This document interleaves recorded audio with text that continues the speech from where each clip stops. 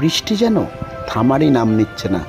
আর জল যন্ত্রণায় শেষ পর্যন্ত রাস্তার উপর এসে রাস্তা অবরোধ প্রমীলা বাহিনীর। এমনই ঘটনা ঘটছে হাবড়া এবং অশোকনগর জুড়ে। হাবড়ার পরে এবার বিক্ষোভ দেখা গেল হাবড়া বাইপাস রোডে, অশোকনগর বনবনিয়ায় 23 নম্বর ওয়ার্ড সংলগ্ন এলাকায় বাইপাসের উপরে আজ সন্ধ্যে থেকেই প্রায় 4 ঘন্টা রাস্তা অবরোধ করে বসে রইলেন প্রমীলা বাহিনী। তাদের সাপ কথা, তারা ঘরে থাকতে পারছেন না, সাপ ঘুরে বেড়াচ্ছে ঘরময়, রান্না করার পর্যন্ত জায়গা নেই। যদিও স্থানীয় কাউন্সিলর সেভাবে খোঁজ খবর নিচ্ছেন না, যদিও স্থানীয় কাউন্সিলরের দাবি তিনি স্কুলে যেতে বলেছেন এবং সেখানে রান্না করা খাবার দেওয়ার ব্যবস্থাও করবেন, কিন্তু কিছুতেই শুনছেন না প্রমীলা বাহিনী। এদিন অশোকনগর থানা দফায় দফায় তাদের সঙ্গে আলোচনা করে বেশ কয়েকবার ফিরেও চলে যায়।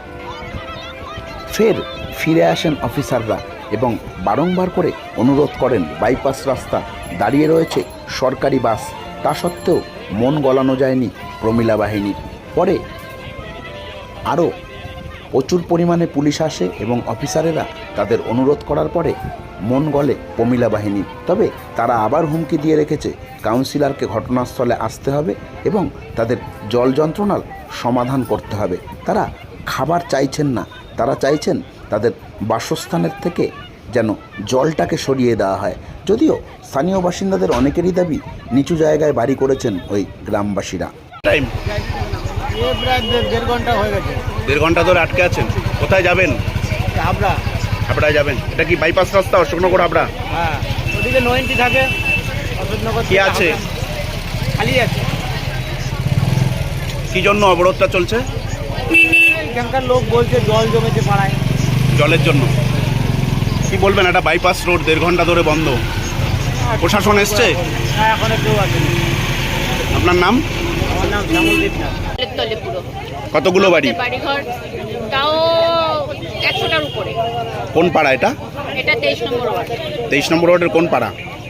বনবনিয়া 23 নম্বর ওয়ার্ড। কি চাইছেন এখন, কি দাবি আপনাদের? আমাদের দাবি আমাদের জলটাকে নিকাশি ব্যবস্থা করতে হবে। কদিন ধরে জলের তলায় আছেন? আমরা প্রতি বছরই থাকি, এই বছর কদিন ধরে? এবারে তাও 20 দিন হয়ে গেছে। তারপরে রান্না বান্না কোথায় হচ্ছে? এবার রান্না বান্না কখনো করতে পারছি, কখনো পারছি না। কেউ মানে টয়লেট পটিতে যাওয়ার মতো কোনো অবস্থা নেই, সব জলের তলে।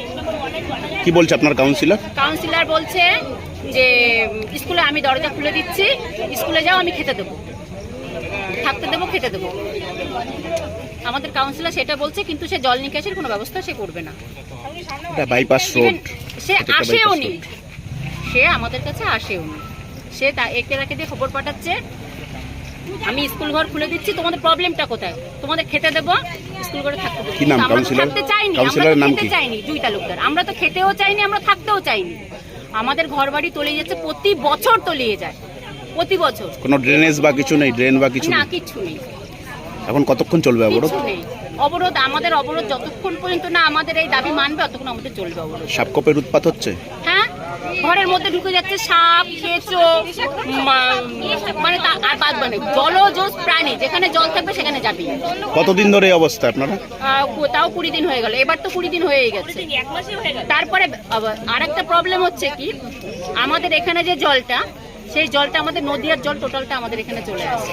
তো আমরা তখন কমিশনারকে বলেছি যে হয় তুমি এখান থেকে জল ছাড়ানোর ব্যবস্থা করো, না হলে তুমি যে নদীয়ার যে ড্রেনটা করা রয়েছে পাকাপোক্ত হবে সেটা বন্ধ করো।